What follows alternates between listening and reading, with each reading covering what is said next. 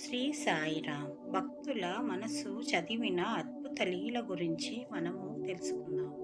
ఒకసారి షిరిడీలో సాయిబాబా నివసిస్తున్న రోజుల్లో అనేక మంది భక్తులు తమ కోరికలను, బాధలను నోటితో చెప్పలేక మనసులోనే ఉంచుకునేవారు.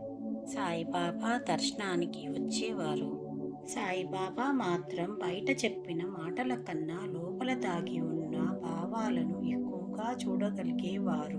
అందుకే భక్తులంతా ఆయనను అంతర్యామి అని పిలిచేవారు.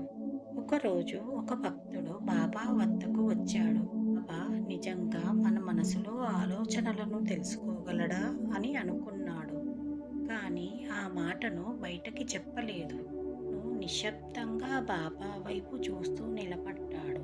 అప్పుడు సాయిబాబా మృదువుగా నవ్వుతూ ఇలా అన్నారు, నన్ను నోటితో అడగాల్సిన అవసరం లేదు. నీ మనసులో ఉన్నది నాకు తెలుసు. అప్పుడు ఆ భక్తుడు ఆశ్చర్యంతో వణికిపోయాడు. తన మనసులోని మాట బాబా చెప్పడంతో కన్నీళ్లు తెచ్చుకున్నాడు. ఇది ఒకసారి జరిగిన సంఘటన కాదు. చాలాసార్లు భక్తులు తమ సమస్యలు చెప్పక ముందే బాబా అదే విషయాన్ని ఉపదేశంగా చెప్పేవారు. కొంతమంది భక్తులు తమ బాధలను బయటికి చెప్పడానికి సిగ్గుపడేవారు. అలాంటి సమయంలో సాయిబాబా ఇలా అనేవారు, ఎందుకు అంత బాధపడుతున్నారు? మీ బాధలన్నీ నాకు తెలుసు.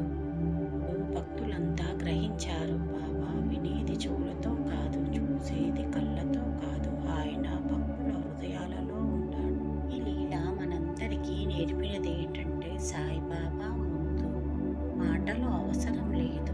స్వచ్ఛమైన మనసు, నిజమైన విశ్వాసం ఉంటే చాలు. ఎవరైతే సంపూర్ణ శరణాగతితో సాయిబాబాను ఆశ్రయిస్తారో వారు ప్రతి ఆలోచనకు, ప్రతి భావాలకు సాయిబాబానే సమాధానం. ఈ బాబా మనసు చదివే దైవం. సాయిబాబా కృపా కటాక్షాలతో మనందరికీ మంచి జరగాలని కోరుకుంటూ good luck from Saibaba. Om Shri Sairam.